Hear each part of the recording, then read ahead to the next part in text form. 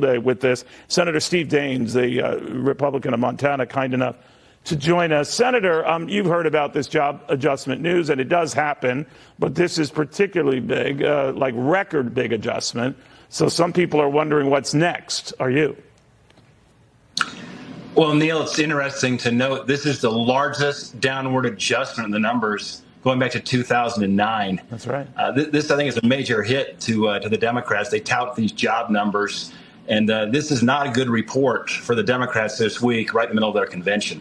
You know, Senator, I know you're in charge of making sure Republicans can retake the Senate. It's very close. It's a Herculean task. News like this might make a big difference in battleground states. The administration comes back and says gains are gains. And even with the 1 million adjustment, roughly, the fact of the matter is you're still up, 14 million under the Biden-Harris administration. That's the way they're playing it. What do you think of that?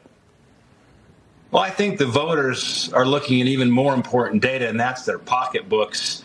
And they realize the most important vehicle most voters in America drive today, the most expensive vehicle, is their grocery cart. The affordability issue is the number one issue we're hearing from the American people. It's inflation. Those Americans living paycheck to paycheck are struggling. So these job reports come out. What they see is either they have lost their job, concerned about their wages, concerned about the fact there's not enough month to go around here to, in terms of a paycheck, to meet their daily needs. So I think the affordability, the inflation issue, the paycheck to paycheck battles that so many Americans fight today will be the biggest issue coming in this election. Chuck Schumer is very convinced that Democrats can hang on to this 50-50 Senate and gain a couple of seats. I'm just wondering what you make of that. I don't know what polls he's looking at. They don't seem to bear out that prediction, but it is tight. What do you say? Well, just look at it objectively, Neil. First, he would have to win Texas and Florida. He'd have to beat Ted Cruz and Rick Scott. That's just not going to happen. Both Ted Cruz and Rick Scott are running great races in their states. Look at just objective, real clear politics averages. They're both well up in their races. They're working hard. They're running like they're 5 points behind when indeed they are 8 to 9 points ahead. So I certainly bet strongly that Ted Cruz and Rick Scott are going to win their reelects. So Schumer doesn't have a chance in those two states. But let's look at where we have an opportunity to win additional Republican seats. Let's start with West Virginia.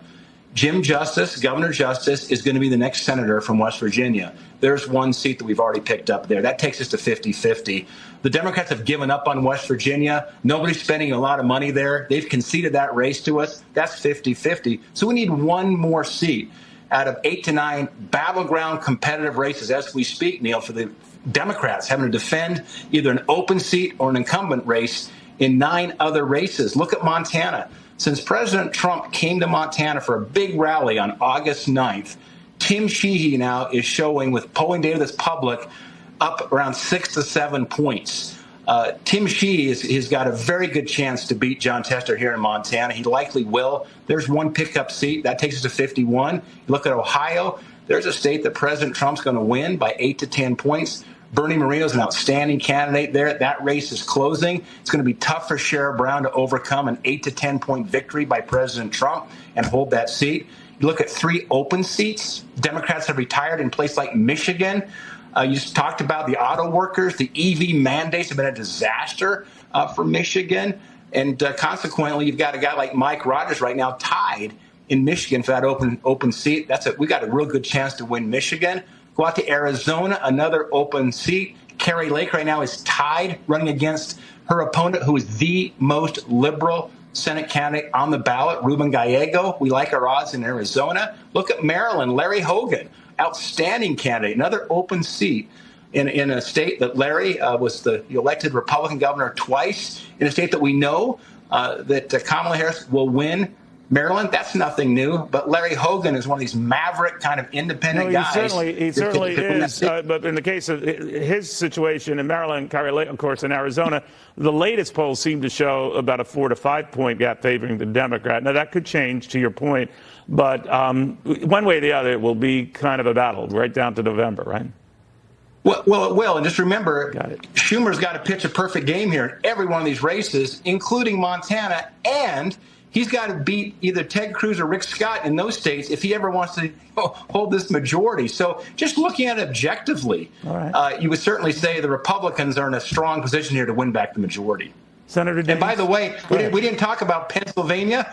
We didn't talk about Nevada and Wisconsin, 3 battleground states right now for the presidency. We've got great candidates each of those states, very competitive races. And New Mexico with Nella Domenici as well is a keep your eye on kind of state. So we like our odds. We're just going to keep our heads down, work hard, and we'll see what happens in November. You've obviously done your homework on this stuff, so you're following it very, very closely. Senator, thank you. Very good seeing you.